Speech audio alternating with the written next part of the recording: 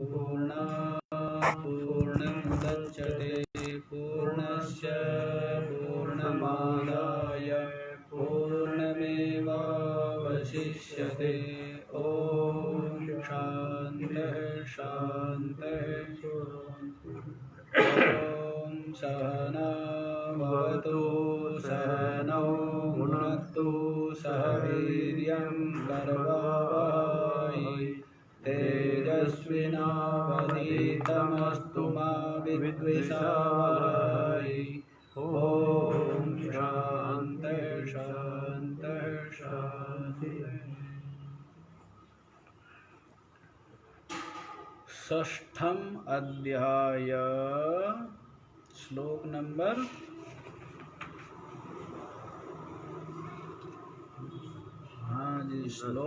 Number 11 तक हो गए। 12वां श्लोक। तत्रैकाग्रं मनः कृत्वा यतचित्तेन्द्रियक्रियः उपविश्यासने युञ्ज्यात् योगमात्मविशुद्धये।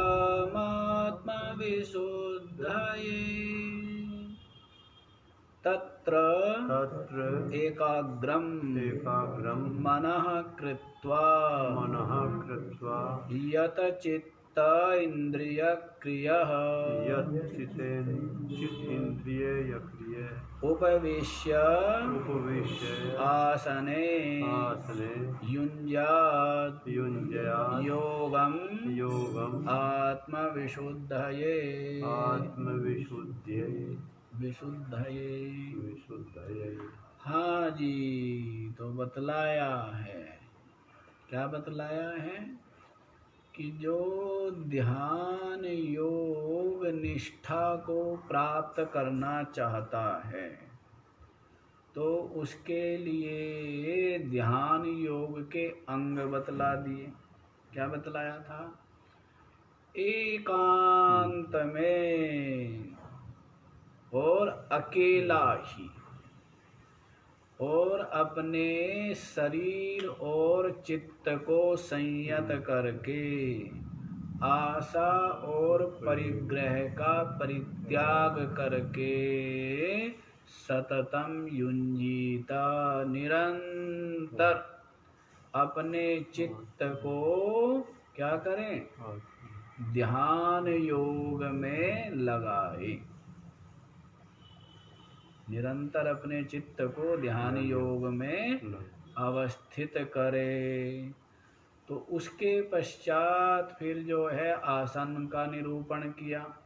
पवित्र देश में अपना जो आसन, उस आसन को स्थिर आसन करके जो ना अत्यधिक ऊंचा हो ना अत्यंत नीचा ही हो, ऐसा कुशा का, उसके ऊपर मृग चर्म का और उसके ऊपर वस्त्र का आसन, स्थिर आसन लगा करके बैठ जाए। तो वहीं पर बतला रहे तत्र, उसी देश में उसी आसन पर एकाग्रम मनः कृत्वा, अपने मन को क्या करें? एकाग्र कर ले, अपने मन को समाहित कर ले। सब ओर से अपने मन को विषयों से हटा करके जो अपना ध्येय है उस ध्येय में ही एकाग्र करना। बाह्य विषयों से क्या करके? हटा करके चित्त को, अपने मन को, और जो अपना ध्येय है उसमें ही इसको लगा देना। इसी को क्या कहते? एकाग्र। एक एवा अग्रे यस्मिन् विद्यते, जिसकी दृष्टि में केवल एक ही आगे रह गया है, बाकी और सब जगह से अपने चित्त को, मन को हटा लिया है।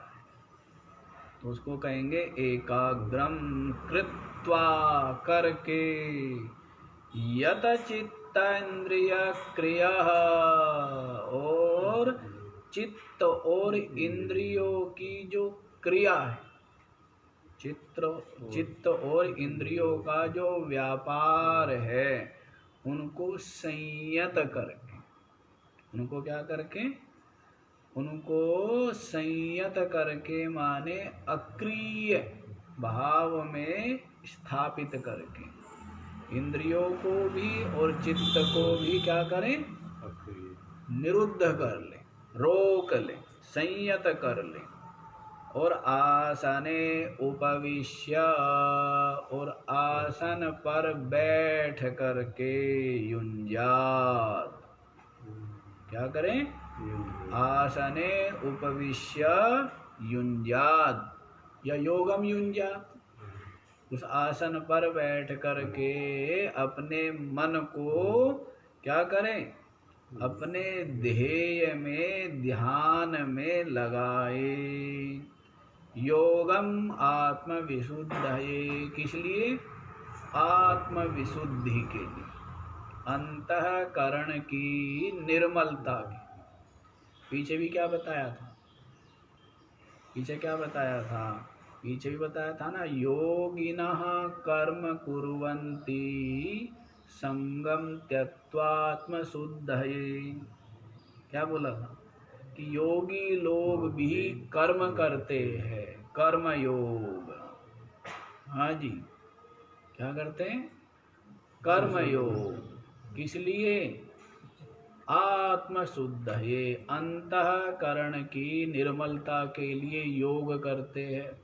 योगी लोग भी कर्म करते हैं, क्या करते हैं, कर्म। योगिनः कर्म कुर्वन्ति, संगम आसक्ति का परित्याग करके आत्मशुद्ध, अंतःकरण की निर्मलता के लिए। ऐसे यहाँ पर भी कह दिया है, योगम युंजाद आत्मविशुद्धये। योगी, योगम युंजाद, योगी को ऊपर से ले आना, अध्याय कर लेना। 10वें श्लोक में आया ना, योगी का ही चल रहा है सारा। तो योगी योगम युंजाद आत्मविशुद्धये, तो योगी जो है वो योग में आत्मनः चित्तम, अपने चित्त को युंजाद माने लगाए, योग में माने ध्यान योग में, आत्मविशुद्ध है। अब दोनों में थोड़ा सा भेद है, वहां पर कहा है आत्मशुद्ध है और यहाँ पर कहा है आत्मा विशुद्ध है, विशेष शुद्ध, विशेषेण शुद्धम, विशेष रूपेण शुद्धम। तो विशेष रूप से जो शुद्ध किया जाए उसको क्या कहेंगे, विशुद्ध। तो ये दोनों एक ही काम हो गया, आत्म शुद्धि के लिए और आत्म विशुद्धि के लिए। आत्म शुद्धि के लिए क्या करना चाहिए, कर्म करना चाहिए, कर्म योग। और आत्म विशुद्धि के लिए क्या करना चाहिए, ध्यान योग करना चाहिए। समझ आए? तो शुद्धि और विशुद्धि में भेद क्या है, शुद्धि का मतलब था मल का अपाकरण, किसका, मल। और विशुद्धि का मतलब है विक्षेप की निवृत्ति। ये अंतर है, तीन है ना, मल, विक्षेप और आवरण। आप कहोगे महाराज ये तो हमने खूब सुने हुए। खूब सुने होने से क्या होता है, सारा का सारा अध्यात्म इन तीन दोषों के ही अपाकरण में प्रवृत्त है। समस्त शास्त्र जो है ये त्रिदोष की निवृत्ति के लिए ही क्या है, तत्पर है। मल, विक्षेप और आवरण। तो मल निष्काम कर्म योग से मल की निवृत्ति, और ध्यान योग से विक्षेप की निवृत्ति, और अब रह गया आवरण अज्ञान, वो आत्मज्ञान से दूर हो जाता है। तो इसलिए ये समझ लेना जिसको कि विवेक चूड़ामणि में कहा है, चित्तस्य शुद्धये कर्म न तो वस्तुपलब्धये। कर्म किस लिए है? चित्त की शुद्धि के लिए कर्म है, वस्तु की उपलब्धि प्राप्ति के लिए कर्म नहीं है। तो इसलिए ये जो ध्यान योग है, उपासना, ये भी कर्म की ही कोटि में है। किसकी कोटि में है? तो इसलिए दो प्रकार का जो बतलाया है निष्ठा, कर्म निष्ठा और ज्ञान निष्ठा, तो वो इस प्रकार से उपपन्न हो जाएगा, इस प्रकार से वो युक्ति युक्त हो जाएगा। क्योंकि कर्म निष्ठा में कर्म योग आ जाएगा और ध्यान योग आ जाएगा। तो रोज रोज हम बतलाते हैं, बतलाते इसलिए आपको साधारण लगता है। जिनको नहीं बतलाते हैं उनको पता होता है कि इन सब में कितना कितना उलझेड़ा है, कितना कितना ये उलझ पुलझ है, ये साधन तो नहीं समझ पाते हैं, स्पष्ट ही नहीं है। विभिन्न प्रकार के साधन स्वीकार कर लेते हैं और उनका आपस में समन्वय न होकर के विरोध भासने लग जाता है अविवेकी को।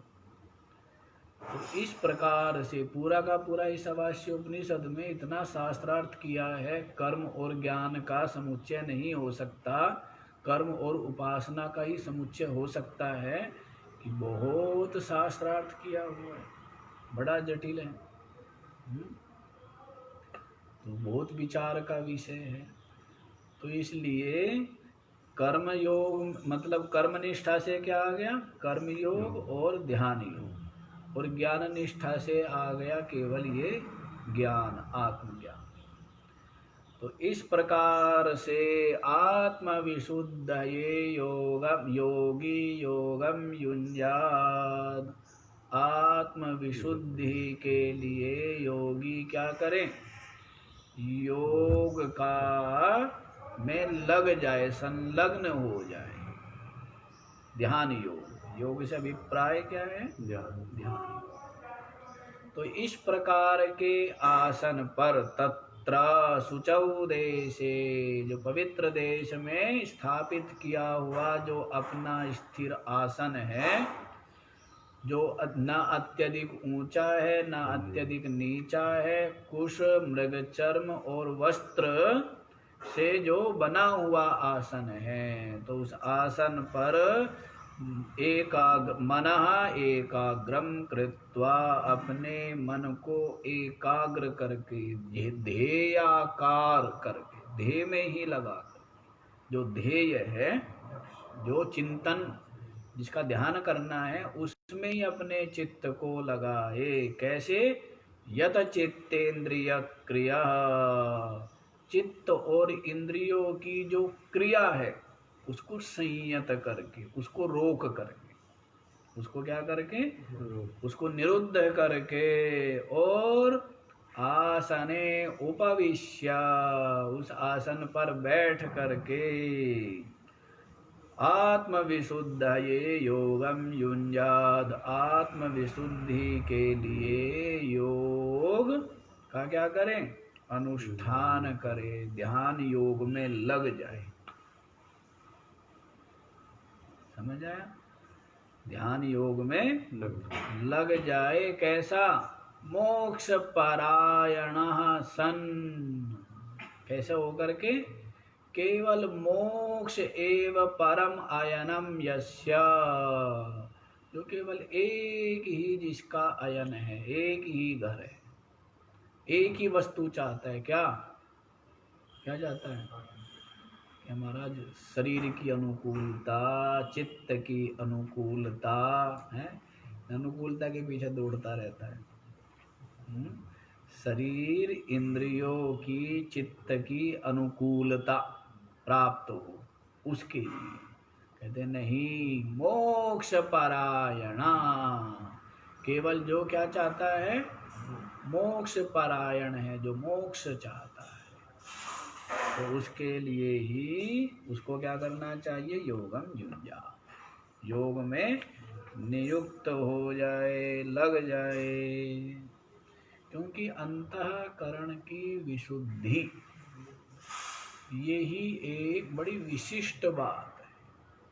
बड़ी ही विशिष्ट बात है। अंतःकरण की विशुद्धि होने पर क्या होता है? अंतर्मुख हो जाता है चित्त, शांत सहज हो जाता है, और जो अपना लक्ष्य है उस लक्ष्य के प्रति समर्पित हो जाता है। तो इसलिए ये परम आवश्यक। आगे बताएं। आगे देखो जी, अब उस ध्यान करने का विधि बतला रहे हैं। समम काय शिरो ग्रीवम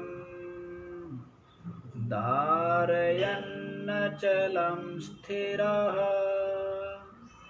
सम्प्रेक्ष्य नासिकाग्रं स्वं दिशश्चानवलोकयन्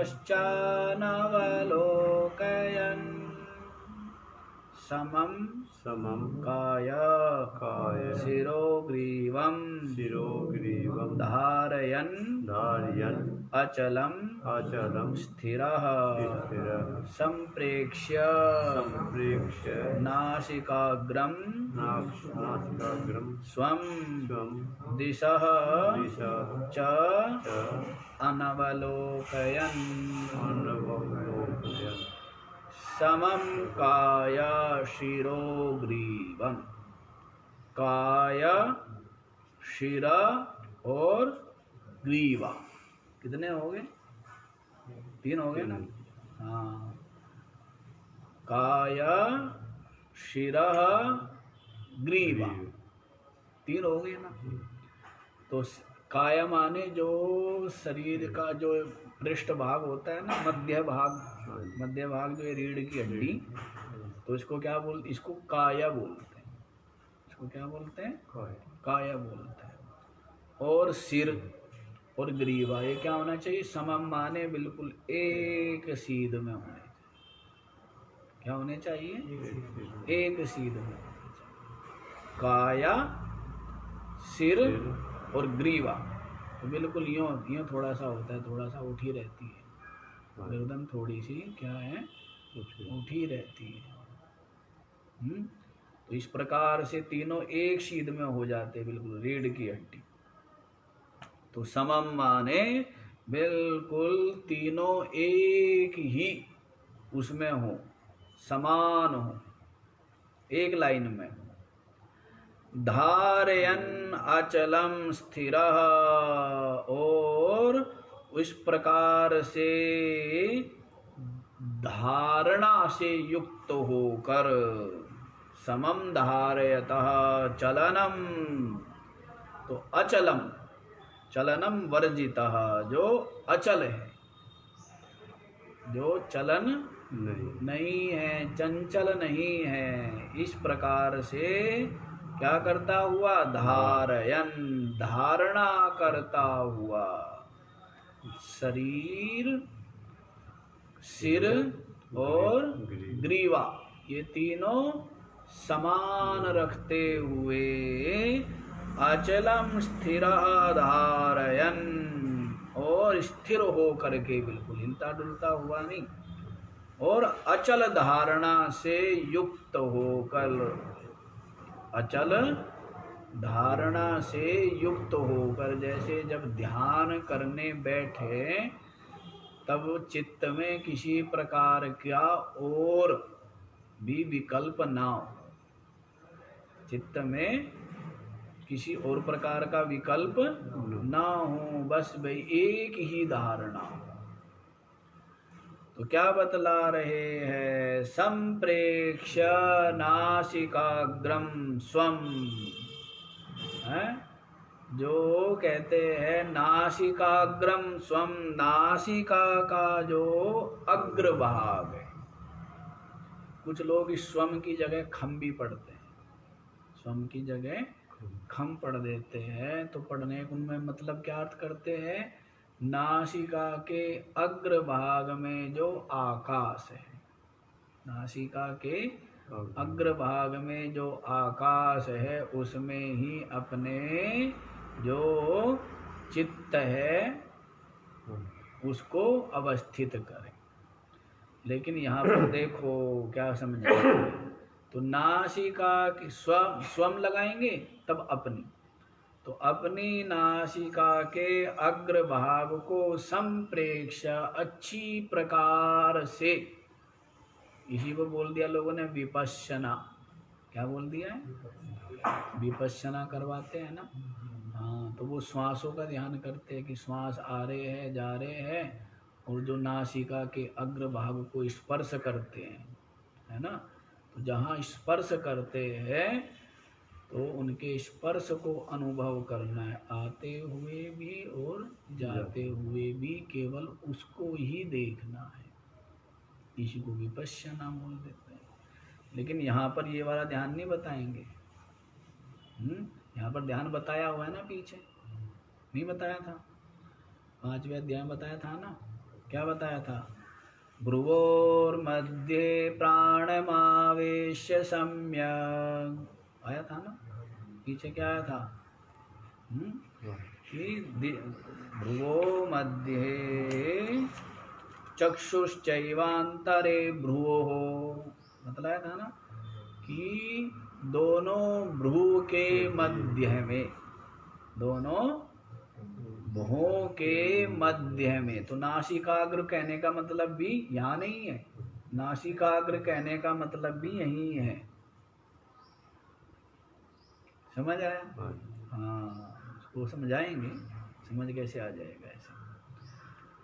क्योंकि ये नासिका के अग्रभाग देखने का विधान नहीं कर रहे, ये समझ, जबकि शब्दों से स्पष्ट लग रहा है कि नासिका के अग्रभाग पर संप्रेक्ष्य अच्छी प्रकार से उसको देखे, वहां पर अपनी दृष्टि को टिकाए, ऐसा लग रहा है।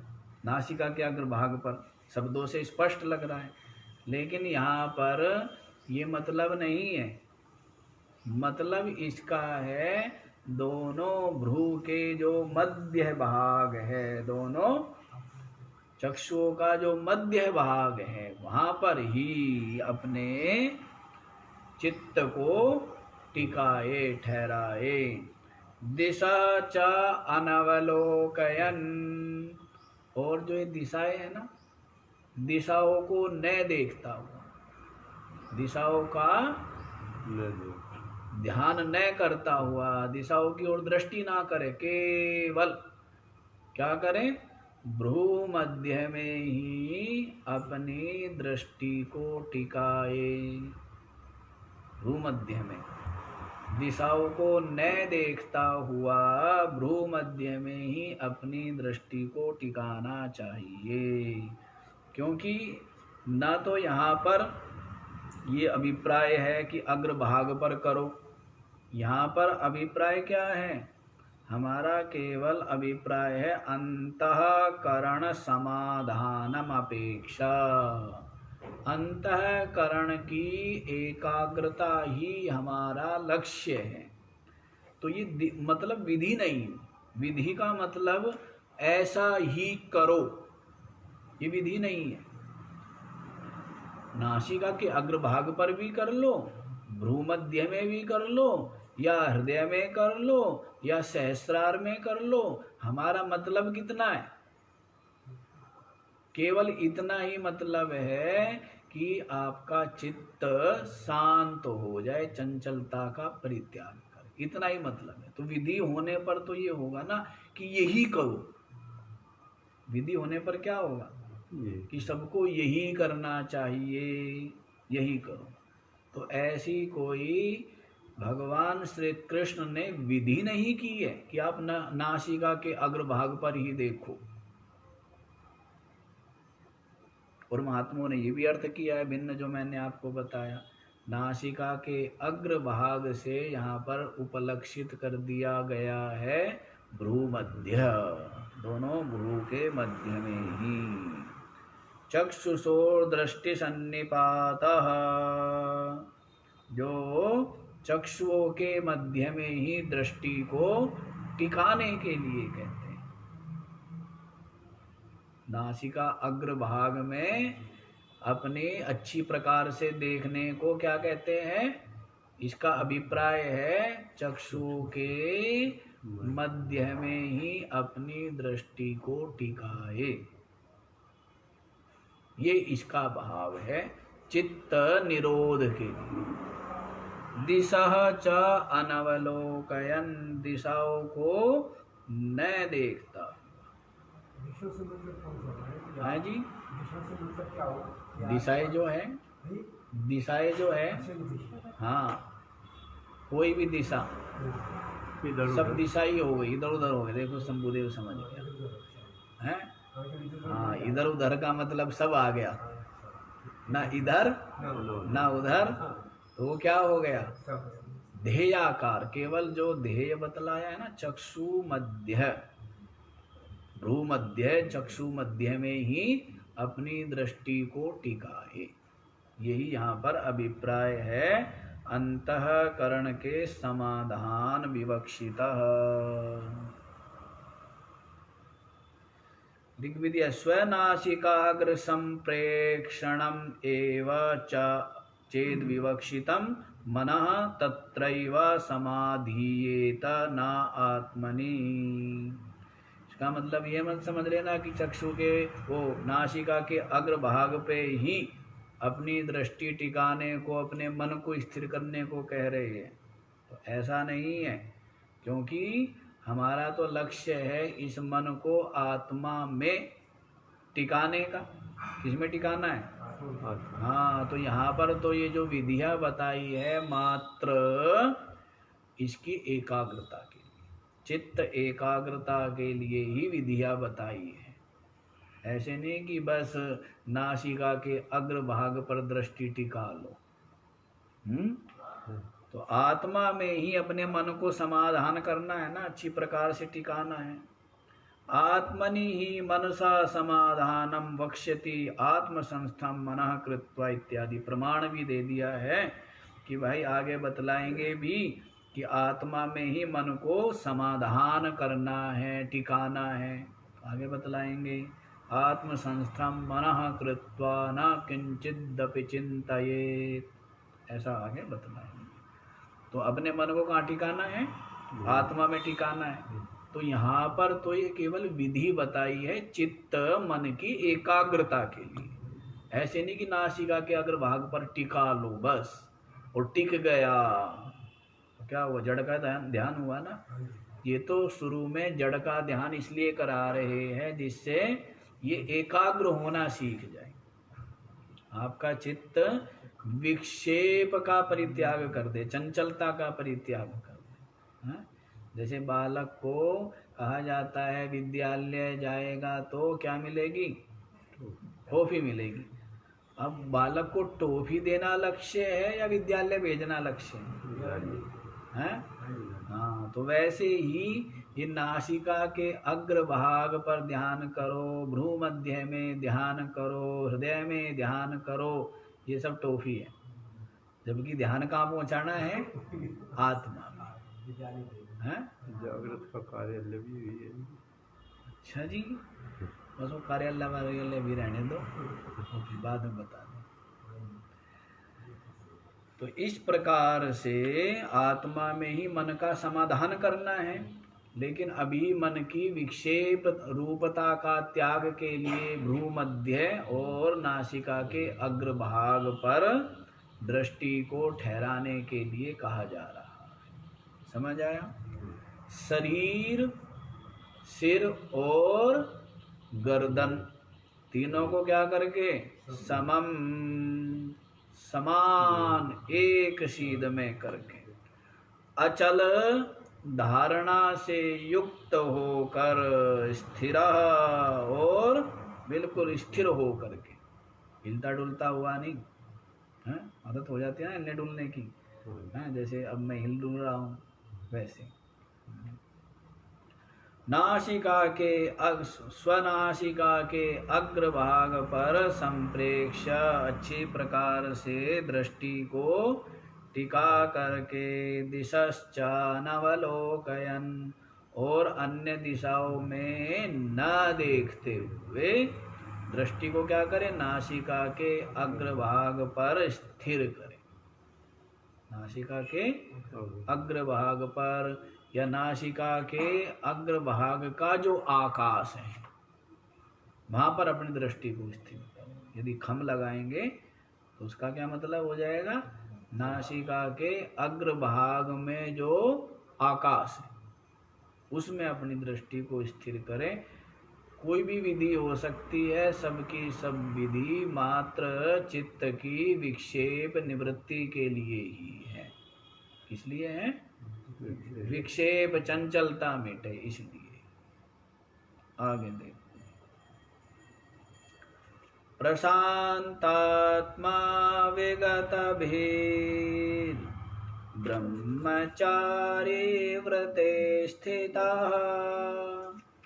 मनः संयम्य मच्चित्तो युक्त आसीत मत्परः। प्रशांतात्मा विगतभिः ब्रह्मचारी व्रते स्थितः मनः संयम्य मच्चित्तः युक्तः आसीत मत्परः। प्रशांतात्मा क्या है? प्रकर्षेण शांत आत्मा अंतःकरणम यस्य, प्रकृष्ट रूप से, उत्कृष्ट रूप से जिसका अंतःकरण क्या है? शांत है। शांत माने स्थिर हो गया। स्थिर माने संकल्प विकल्पता का, चंचलता का परित्याग कर दिया है। तो ऐसा जो अंतःकरण है, बिल्कुल शांत अंतःकरण वाला जो है, ज्ञान योग के अभ्यास में जो लगा हुआ है योगी, तो उसका जो चित्त है, अंतःकरण है, वो कैसा है? प्रशांत आत्मा, अच्छी प्रकार से शांत हो गया है। विगत भी, और जिसका जो भय है ना, विगत भयः, जिसका भय निवृत्त हो गया। भय क्या हो गया? जिसका निवृत्त हो गया। भय बड़ा लगता है ना, नहीं लगता है? हाँ, बहिर्मुखता के त्याग में और अंतर्मुखता के ग्रहण में बड़ा भय लगता है। किसको भय नहीं लग रहा है? यदि भय ना लगे तो सबके सब बहिर्मुखता को छोड़ के अंतर्मुख हो जाए। पर आप ये देखो कि बहिर्मुखता को छोड़ के अंतर्मुख कितने लोग हैं और कितना होना चाहते हैं। भय महसूस कर देना। सबसे ज़्यादा डर किससे लगता है? अपने आप से। सबसे ज़्यादा डरता किससे है? अपने आप से डरता है, अकेले रहने से। कुछ चाहिए, कहे कुछ और भी कुछ नहीं, चलो मेरे को वो दे जाओ, अरे अखबार ही दे जाओ। चाल है ना? हाँ। अरे चल सारे जा रहे, तू तो एक तो रह ही जाओ। तो ये क्या है? अकेले से आदमी डरता है, अपने आप से डरता है, किसी और से नहीं डरता। किससे डर रहा है? हाँ जी, हाँ जी, आपको पता ही है। देखिए क्या कहते हैं, भय विगत भी माने जो भय रहित तो हो गया। तो आप देखो, अंतर्मुख होने में और बहिर्मुखता के त्याग में भय का अनुभव करता है आपका चित्त या नहीं करता है? यदि नहीं करता है तो फिर आपको निरंतर क्या रहना चाहिए? अंतर्मुख रहना चाहिए। क्यों? कोई काम तो छूट नहीं रहा आपका, या छूट रहा है? हैं? काम तो आपका छूट नहीं रहा है। समाधि लगा सकते हो, हैं? कोई मना नहीं करता है। मना किया हुआ किसी ने? क्यों भाई? किसी ने आपको समाधि लगाने से रोका हुआ है क्या? और भूख लगे कि घंटी बजे महाराज तो उठना ही पड़ेगा ना, कोई ज़रूरी नहीं है। जब भूख लगे तब उठें, हैं? कोई ज़रूरी है खाना? और ये तो मन को आदत डाल दी कि घंटी बजनी है तो हाजिर हो जाना है। ये हमारी आदत ही तो है, हैं? अन्यथा जब भूख लगे, खूब तीव्र भूख लगे, तो ध्यान योग के अभ्यासी को तो वैसे भी कहते एक ही समय खाना चाहिए। तो आजकल अनंत देव ध्यान योग का अभ्यासी हो रहा फिरता ये, हैं? क्यों भाई? ये तो खाता नहीं है। तो देखो जी, विगत भी, समझ आया इसका अभिप्राय?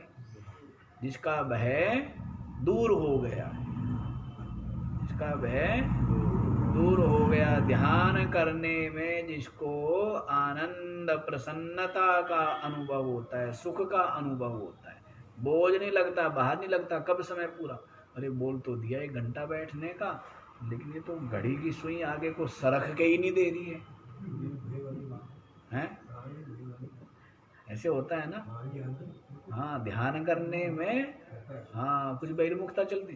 5 मिनट ही मैं देखता भी हूँ ना, यदि 5 मिनट भी आंख बंद करके बैठाते हैं ना, हाँ, और कई बार हम बैठे यार, कोई आ गया, अब जैसे शांत बैठे, हो गया 2 मिनट, ज़्यादा नहीं हुआ, 2 ही मिनट हुए, महाराज जी क्या बात है, कुछ बीमार हो, कुछ उदासी है, कुछ परेशान हो। मैंने कहा भाई क्या बताएं, मतलब लोग ये सोचते हैं कि महात्मा तो टेप रिकॉर्डर की तरह बोलता रहे, जबकि महात्मा लोग मौन को श्रेष्ठ मानते हैं, या सीमित बोलने को, सीमित बोलने को, चुप रहने को श्रेष्ठ मानते हैं। लेकिन लोगों की धारणा आज के समय में क्या हो गई कि हम गए, हमारे से बात ही नहीं की, महात्मा के पास बात करने गया था या कुछ ग्रहण करने गया था, हैं? अरे महात्मा के पास जाए, चुपचाप बैठे, ऐसा मौका मिल गया महात्मा के चरण में बैठ के चुप बैठने का, शांत होने का, भजन करने का, ध्यान करने का मौका मिल गया, ये तो सौभाग्य की बात है, नहीं सौभाग्य की बात है। लेकिन लोग कि महाराज क्या हो गया, उदासी हो रही आज, चुप रहने में भी उदासी मान लेते, बताइए। हाँ जी, तो उतनी देर चुप रहना भी बहिर्मुखता का त्याग में भी भय का अनुभव करते हैं। क्या करते हैं? भय का अनुभव। एक जगह हम गए थे, बैठते थे ध्यान में, तो घड़ी थी रखी हुई थी, तो दृष्टि घड़ी पे ही रहती थी कि भाई अब बैठना था 3-4 घंटे, लेकिन ये होता था कि चलो भाई 1 घंटा तो चला गया, हैं? पैर भी दुखने लग जाते थे, पैर भी दुखने लग जाते, क्योंकि 1.5 घंटा हो गया, अब आधा घंटा चला गया, अब आधा घंटा और चला गया। तो इस तरह से मन है ना, बहिर्मुखता का त्याग इतना सहज नहीं है, बहिर्मुखता का त्याग सहज नहीं है। सत्संग श्रवण में ही थक जाता है चित्त, बातचीत करने में तो नहीं थकता होगा, या और काम करने में तो बिल्कुल नहीं थकता, पर श्रवण करने में भी थक जाता है, क्योंकि उसमें भी एकाग्र होता है कुछ कुछ। और ध्यान करने में तो इतना थक जाए कि महाराज कहाँ फंस गए हैं, कि कहाँ पर फंस गए। तो इसीलिए कह दिया है विगत भी, विगत भय, जिसका भय निकल चुका है, जो ध्यान निष्ठ है, ब्रह्मचारी व्रते स्थिता, और जो ब्रह्मचर्य व्रत है, जो क्या है? ब्रह्मचर्य, जो शरीर इंद्रिया मन इनका जो संयम है, इनका क्या है? इनका जो संयम है, उसी को ब्रह्मचर्य की संज्ञा से विभूषित किया जाता है, कहा जाता है। वैसे तो ब्रह्मणि एव चरति इति ब्रह्मचर्य, वैसे तो अर्थ ये लगाएंगे जो ब्रह्म में ही जो विचरण करता है उसी को क्या कहेंगे? वही ब्रह्मचर्य, वही ब्रह्मचर्या हुई ना। ब्रह्म में ही निरंतर जिसका चित्त ब्रह्म चिंतन में लगा हुआ है। लेकिन कौन जाएगा? जो इस स्थूल ब्रह्मचर्य का पालन करेगा वही ब्रह्मचर्य में स्थित हो पाएगा। समझ आया? हाँ। जो इस इंद्रियों के संयम रूप ब्रह्मचर्य में जो स्थित होगा ना, वही उस ब्रह्मनिष्ठ जिसको ब्रह्मचर्य कहा है उसमें स्थित हो पाएगा। समझे? तो यहीं से शुरुआत होती है। कहाँ से शुरुआत होती है? ब्रह्मचर्य से। इंद्रिय संयम रूप जो ब्रह्मचर्य है, यहीं से क्या होती है? यहीं से आरंभ है। और पहुंचना कहाँ है? वो ब्रह्मनिष्ठा रूप ब्रह्मचर्य।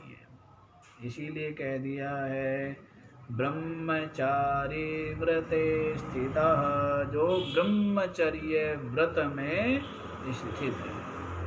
ब्रह्मचर्य व्रत के लिए यहाँ पर कहा है भाष्यकार ने, गुरु शुश्रूषा भिक्षा भुक्त्यादि। गुरु की सेवा और भिक्षा मांग करके खाना, ये क्या है? इनसे ही ब्रह्मचर्य सुरक्षित रहता है। क्या बतलाया है? गुरु शुश्रूषा, गुरु की सेवा, भिक्षा भुक्त्यादि और भिक्षा मांग करके खाना। तो मतलब क्या हुआ? सेवा और सीमित आहार, सीमित सात्विक आहार। हाँ जी, गुरु सेवा और सीमित सात्विक आहार से ही ब्रह्मचर्य सुरक्षित रहता है। भाष्यकार ने स्पष्ट बोल दिया है, ब्रह्मचारिणो व्रतम ब्रह्मचर्यं गुरु शुश्रूषा भिक्षा भुक्त्यादि तस्मिन् स्थितः। उसी में जो स्थित है, गुरु सेवा में और सीमित जो भोजन सात्विक करता है उसमें जो स्थित है, लगा हुआ है ब्रह्मचारी। ब्रह्मचारी उसी को तो कहेंगे, उसी को क्या कहेंगे? हाँ? ब्रह्मचर्य अवस्था क्या है? विद्या अध्ययन करना, गुरु सेवा करना, यही क्या है? यही ब्रह्मचर्य अवस्था में करणीय जो कर्म है, करने योग्य कर्म। सेवा और ज्ञान प्राप्त करना, शिक्षा प्राप्त करना, स्वाध्याय करना। तो इसीलिए कह दिया है ब्रह्मचारी व्रते स्थितः, जो ब्रह्मचर्य व्रत में सम्यक रूप से स्थित है। तो ब्रह्मचर्य व्रत कहा है ना, शरीर से और वाणी से और मन से। शरीर सर्वावस्थासु सर्वदा सर्वत्र मैथुन त्याग ब्रह्मचर्यं प्रचक्ष्यते। ऐसा कहा है कि कर्मणा मनसा वाचा सर्वावस्थासु सर्वदा।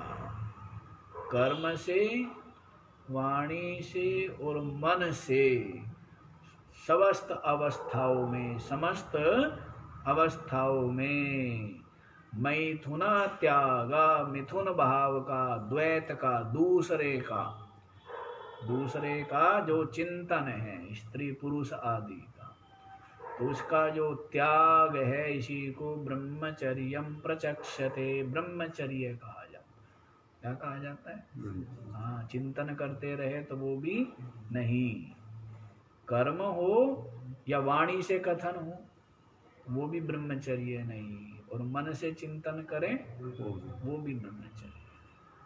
इसलिए कहते हैं ब्रह्मचारी व्रते स्थिता, जो ब्रह्मचर्य व्रत में स्थित है। ऐसा मना संयम्य, अपने मन को पूरी तरह से संयमित करके, मच्चित्ता युक्ता, जो मेरे में ही जिसने अपने चित्त को लगाया हुआ। मेरे में माने मुझ चेतन आत्मा में ही जिसने अपने चित्त को लगाया हुआ है। तो ऐसा जो युक्त है, समाहित है मेरे में, अपने चित्त को जिसने क्या किया हुआ है, समाहित किया हुआ है। मत परः आसीता, और जो मेरे परायण होकर के ही बैठा हुआ, जो मेरे परायण होकर के बैठा हुआ है। तो मत चित्तः भी कह दिया, मत परः भी कह दिया, तो कहते हैं ऐसा क्यों, ऐसा क्यों कहा? मत चित्ता कहने से काम हो जाता, मत परः क्यों कहा है? तो कहा है जैसे कोई व्यक्ति होता है विषयी व्यक्ति, तो उसका चित्त किस में लगा हुआ है? स्त्री में लगा हुआ है। किस में लगा हुआ है? और वो स्त्री परायण नहीं है। स्त्री में चित्त जरूर लगा हुआ है, लेकिन परे किसको मानता है, श्रेष्ठ किसको मानता है?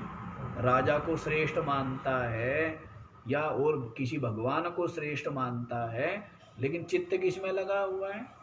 जैसे किसी का चित्त लगा हुआ है धन में, किस में लगा हुआ है? लेकिन वो धन परायण हो ऐसा जरूरी नहीं है। वो हो सकता है वो कहे भाई व्यापार परायण है। व्यापार परायण क्यों है? धन के कारण, धन के लिए। किसके लिए है? तो मत चित्त हो और मत पर ना हो। मुझ में जिसने अपना चित्त तो लगाया हुआ है, लेकिन मेरे परायण नहीं है, तो फिर कार्य सिद्ध नहीं होगा, सफलता नहीं मिलेगी। तो इसलिए मत चित्ता, मेरे में ही जिसका चित्त समाहित है, और मत परः आसीतः, मेरे परायण हो करके ही बैठा हुआ है, और कोई आशा नहीं है, कोई आकांक्षा नहीं है, कोई सहारे की आवश्यकता नहीं है। कई लोगों कहीं कहीं भगवान होते हैं ना, हैं? तो उनके लिए भी वे क्या होते हैं? चित्त किसी में लगा है, परायण किसी के हैं। ऐसे भी करते हैं ना लोग। हाँ, ऐसे ही करते हैं। दुनिया जो है वो चित्त किसी में लगा रखा है और परायण किसी और के है। ऐसा तो देखा जाता है, व्यवहार में भी देखा जाता है। तो यहाँ इसलिए कह दिया है मेरे में ही चित्त भी लगाया हुआ है, समाहित किया हुआ है, और जो मेरे परायण हो करके ही बैठा हुआ है। ठीक है, तो क्या बतलाया? प्रशांतात्मा, जिसका चित्त क्या है? अंतःकरण प्रकृष्ट रूप से शांत है, और जिसका भय निवृत्त हो गया है, भय जिसका चला गया है। ब्रह्मचारी व्रत में जो स्थित है, इसमें ब्रह्मचर्य, इंद्रिय संयम आदि ना हो तो ध्यान योग जो है वो सिद्ध नहीं हो सकता, योगारूढ़ नहीं हो सकता, योगारूढ़ नहीं हो पाएगा वो। मना संयम्या, मन को संयमित करके, मत चित्ता युक्ता, मेरे में ही अपने चित्त को समाहित किया हुआ है। मत परः आसीता, मेरे परायण होकर के जो बैठा हुआ है। ऐसा जो ध्यान योगी है, ऐसा जो क्या है? ध्यान योगी है। तो आगे देखो क्या करता है, उसको क्या प्राप्त होता है। ऐसे ध्यान योगी क्या प्राप्त करता है, तो उसके लिए बतलाते हैं। युञ्जन्नेवं सदात्मानं योगी नियतमानसः, शान्तिं निर्वाण परमां मत्संस्थामधिगच्छति। युञ्जन् एवं सदा आत्मानं योगी नियतमानसः, शान्तिं निर्वाण परमां मत् संस्थाम अधिगच्छति। एवं युंजन, इस प्रकार से जो लगा हुआ, इस प्रकार से जो लगा हुआ है, सदा, कैसा लगा हुआ है? सदा।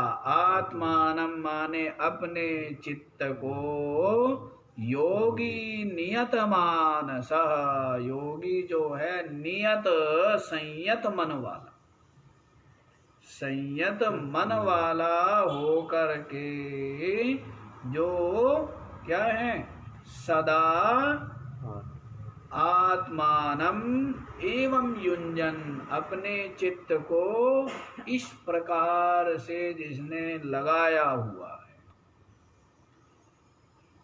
संयत मन वाला होकर के जिस योगी ने सदा आत्मानम, सदा अपने चित्त को, एवं युंजन, इस प्रकार से मुझ में लगाया हुआ है। पीछे वाले श्लोक के साथ जुड़ लेना।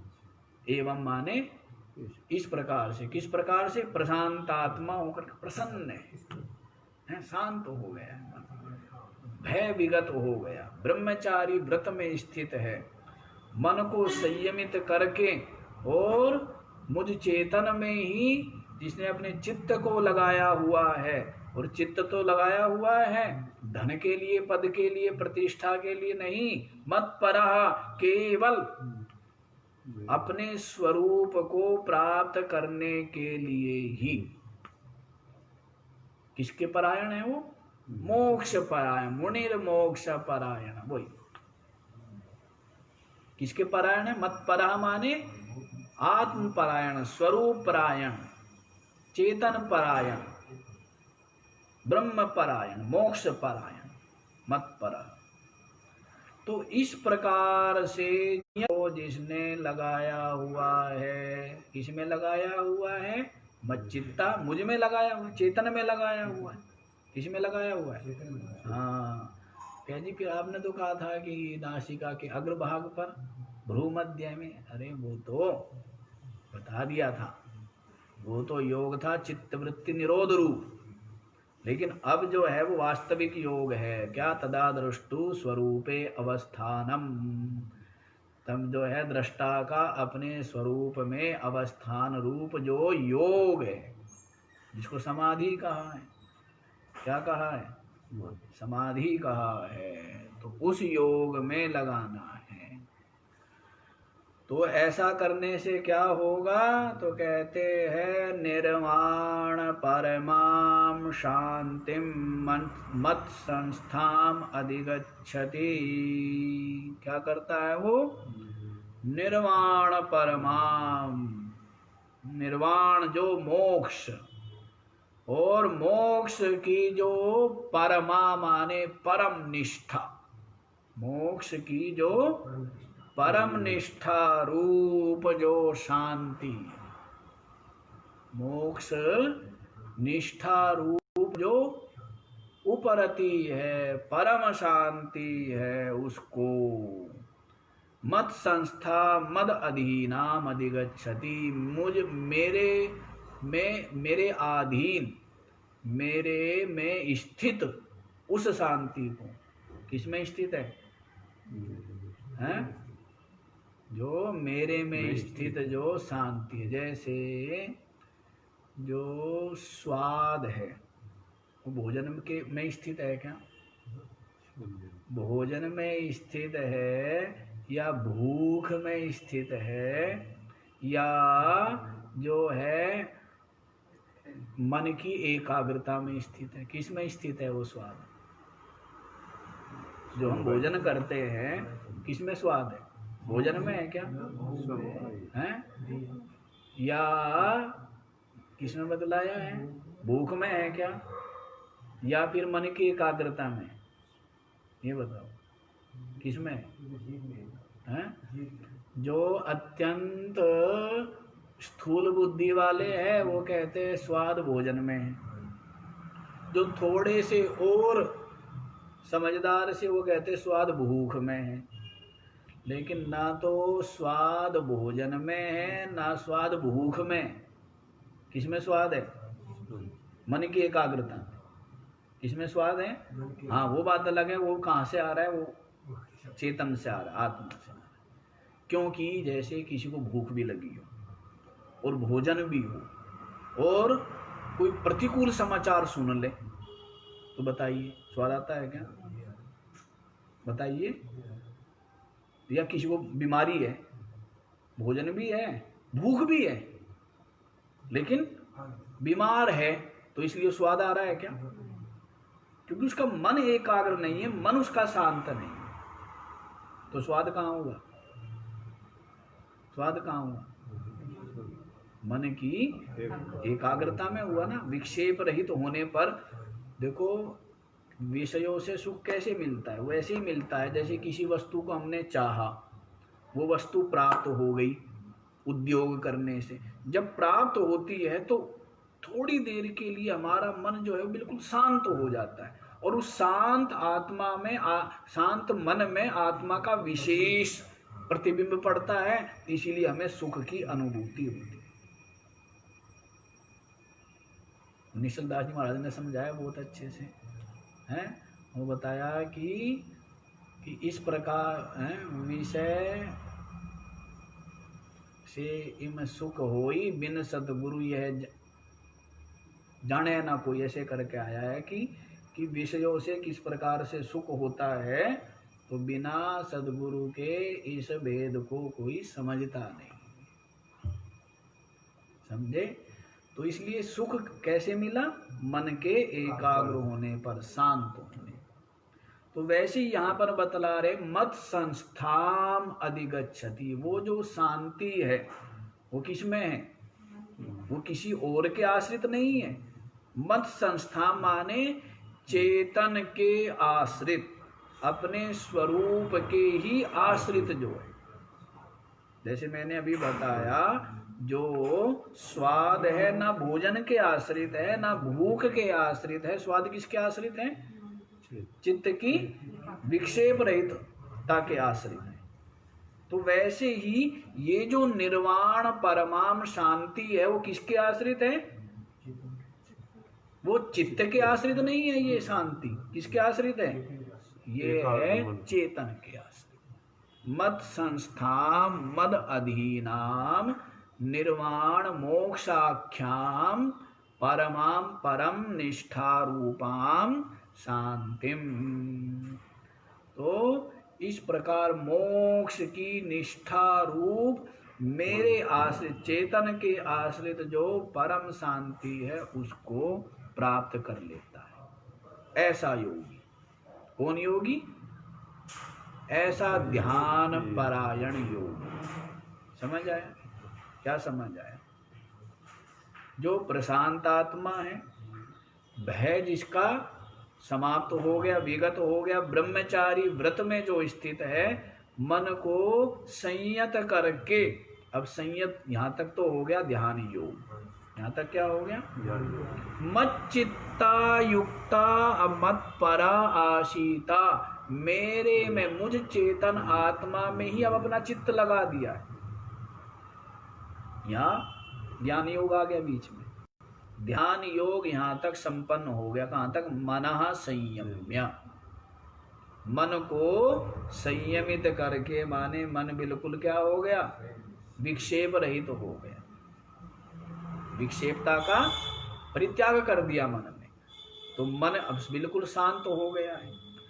तो मत चित्तः मत परा आशीता, मेरे मुझ चेतन में ही अपने चित्त को लगा दिया है, और जो चेतन के ही परायण है, ऐसा जो योगी।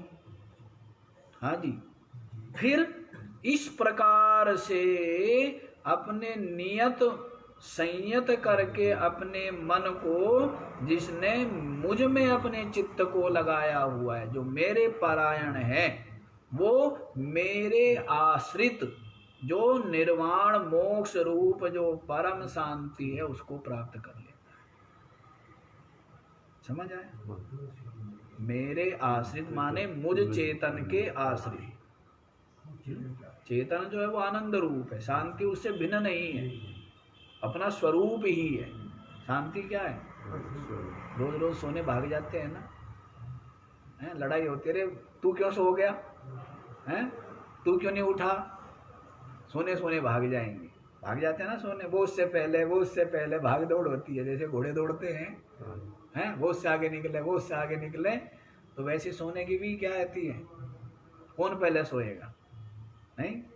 हाँ, तो क्यों शांति के लिए जाते हैं ना सब। बाहर जागते जागते क्या हो जाते हैं, अशांत हो जाते हैं, थक जाते हैं। तो उसी बात को कह रहे हैं, मुझ चेतन के आश्रित जो मोक्ष रूप परम शांति है उसको प्राप्त कर लेता है इस प्रकार से। तो ध्यान योग का फल भी बता दिया। कर्म योग का फल क्या है? ध्यान योग। और ध्यान योग का फल क्या है? ज्ञान योग। और ज्ञान योग का फल भी साथ साथ जो है वो बता दिए, निर्वाण परमाम शांतिम अधिगच्छति, जो मोक्ष रूप परम शांति है उसको प्राप्त कर लेता है। कितनी अच्छी बात बताई। कैसे कैसे समझाया? कर्म योग साधन पकड़ करके किस प्रकार से मोक्ष को तत्व प्राप्त करेगा, तत्व की प्राप्ति होगी, ये पीछे बताया है। अब जो बीच का जो साधन है ध्यान योग, ध्यान योग के द्वारा किस प्रकार से तत्व प्राप्ति होगी वो भी बता दिया। क्या बताया? कि ध्यान योग के द्वारा पहले चित्त को स्थिर करें और उसके पश्चात चेतन में ही अपने चित्त को लगाए, चेतन परायण हो, और इस प्रकार से जो लगा हुआ है एवं युंजन, इस प्रकार से जो योग साधना में ध्यान योग में लगा हुआ है या ब्रह्म चिंतन में लगा हुआ है, तो वो मेरे आश्रित परम शांति मोक्ष को प्राप्त कर लेता है। ये बता दिया। कितना विशिष्ट फल बतलाया है। तो ये बतलाना है कि कर्म योग के द्वारा भी वहीं पहुंचेंगे, ध्यान योग के द्वारा भी, और ज्ञान योग तो साक्षात साधन है। कर्म योग को भी किसकी आवश्यकता पड़ेगी? ध्यान योग की भी और ज्ञान योग की। ध्यान योगी को किसकी आवश्यकता पड़ेगी? ध्यान योग की और ज्ञान योग की। और ज्ञान योगी को किसकी आवश्यकता पड़ेगी? मात्र ज्ञान योग। समझ आया? कि वहां जाने के लिए भाई इधर से 3 बसें चाहिए, इधर से दो बस एक ही बदलनी पड़ेगी, और कहते ये सीधी जाती है। तो ज्ञान योग की जो है बस सीधी है, और ध्यान योग वाली, अभी ध्यान योग वाली में बैठो, फिर ज्ञान योग वाली पकड़ लेना आगे। और जो कर्म योग वाली में बैठे हुए हैं, अभी कर्म योग वाली में पहुंचो वहां तक, उसके आगे ध्यान योग वाली में बैठ जाना, और उसके बाद ज्ञान योग वाली में बैठ जाना, पहुंच जाओ। हाँ जी, बदलनी पड़ेगी। तो क्या हुआ? बदलनी, जब ऐसी जगह रहोगे तो बदलनी तो पड़ेगी, हाईवे पे रहोगे तो कोई बदलनी नहीं पड़ेगी। तो हाईवे का मतलब क्या है? यदि चित्त जो है संसार की वासनाओं में उलझा हुआ है, तब तो क्या है? कर्म योग की पकड़ो, फिर ध्यान योग की पकड़ो, और फिर ज्ञान योग की पकड़ में आएगी। उससे पहले ज्ञान योग की पकड़ में आने वाली नहीं है, हैं? तो कितना अच्छा बता दिया है। तो महाराज जी, जो योग है ध्यान योग, ये तो तत्व प्राप्ति का बड़ा ही विशिष्ट साधन है, बड़ा श्रेष्ठ साधन है। तो कैसे हम इस ध्यान योग को करें, और इसके विषय में समझाइए। तो इसके विषय में कि योग, ध्यान योग कैसा करना चाहिए, कैसा आहार हो, कैसा विहार हो, तो ये सब बातें कल बतलाएंगे। तो ऐसा आहार विहार से जो युक्त होकर ध्यान योग का अभ्यास करेगा, तो उसका योग सफल होगा, ध्यान योग। इस बात को कल बताएंगे। ओम पूर्णमद पूर्णमिदं पूर्णात् पूर्णमुदच्यते पूर्णस्य पूर्णमादाय